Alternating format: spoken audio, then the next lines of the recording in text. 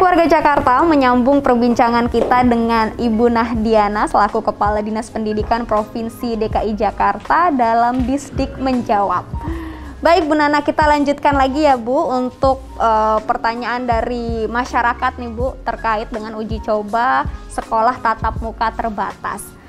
Banyak juga nih Bu yang orang tua masih ragu, dalam artian akhirnya menolak begitu ya keputusan pemerintah untuk melakukan uji coba sekolah tatap muka terbatas gitu.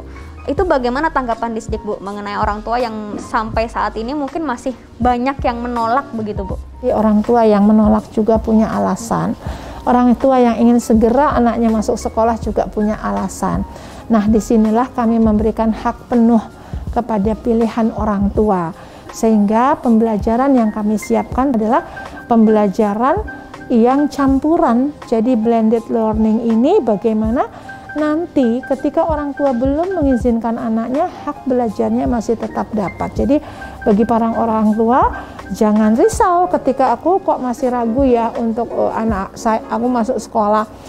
Ya itu keputusan yang kami pun tetap melayaninya dengan memberikan pembelajaran secara jarak jauh gitu. Jadi karena memang bagi kami penyelenggaraan tatap muka ini selain tadi mengikuti SKB 4 Menteri, lalu dalam SOP kami hak pilih, istilahnya hak orang tua memutuskan itu menjadi persyaratan yang utama.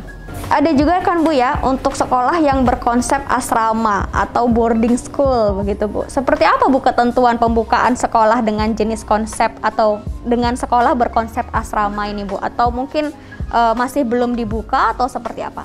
Saat ini di dalam uji coba terbatas kita di 85 sekolah memang kita belum pada sekolah yang berasrama. Karena bicara untuk sekolah berasrama secara persyaratan protokol kesehatan ini secara umumnya sama, tetapi dalam ketentuan-ketentuan karena anak ini kan berarti tinggal bersama di sana itu pasti lebih banyak gitu ya. Tapi ini juga dalam persiapan kami dalam mengakses sekolah berasrama itu persyaratannya memang menjadi lebih banyak. Dan saat ini saya sampaikan bahwa di 85 sekolah ini belum ada sekolah asrama yang kami buka. Jadi masih tunggu ya untuk warga yang memiliki anak yang bersekolah di asrama. Lalu Bu, bagaimana jika ditemukan kasus terkonfirmasi COVID-19 di sekolah setelah melakukan masa uji coba ini Bu? Ketika kami mempersiapkan buka sekolah, artinya tatap muka ini, kami pasti memprediksi hal-hal yang bisa kami mitigasi gitu ya. Jadi pertemuan orang yang sudah lama tidak ketemu bareng gitu ya, kelasnya sudah diatur gitu ya, jam belajarnya sudah diatur, jam kedatangan kepulangan itu kan ketika ada penumpukan itu diatur gitu ya.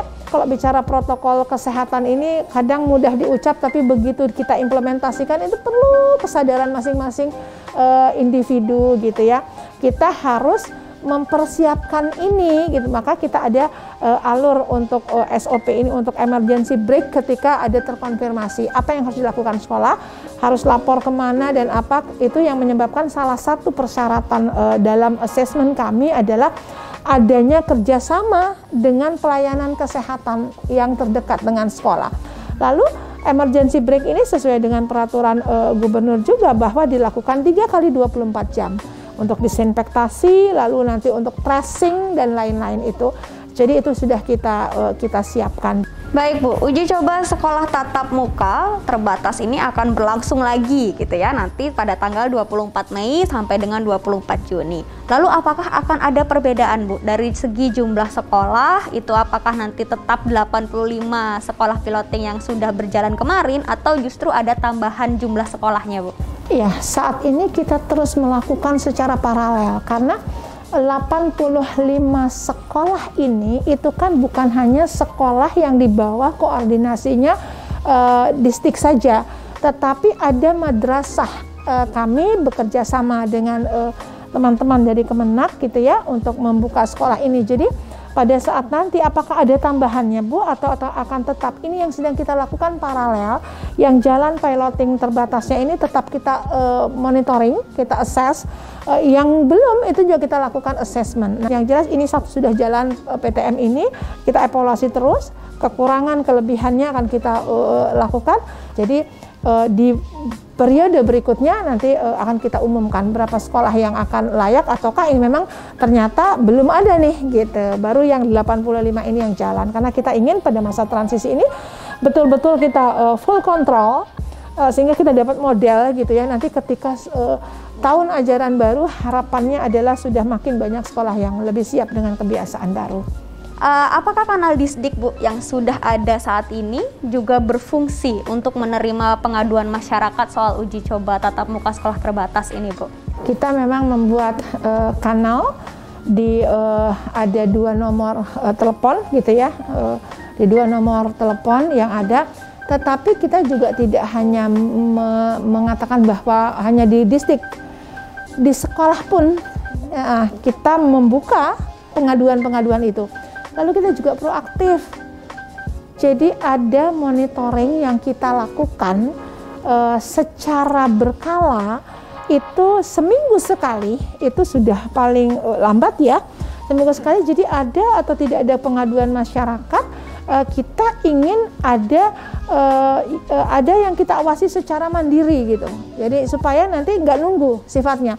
Nomor yang tadi saya maksud itu bisa masyarakat menghubungi, ada di 0812 876 71339 atau di 0812 876 71340. Itu adalah kanal untuk kita menerima pengaduan masyarakat. Penyelenggaraan sekolah ini menjadi gerakan yang harus kita lakukan bersama, karena tujuan kita pasti sama, bagaimana anak-anak kita bisa memperoleh pendidikan kembali ke sekolah yang kita harapkan itu bisa mulai kita atur. Jadi kami sangat senang jika masyarakat membersamai ini dan masyarakat melakukan pengawasan ini. Kami sangat berterima kasih.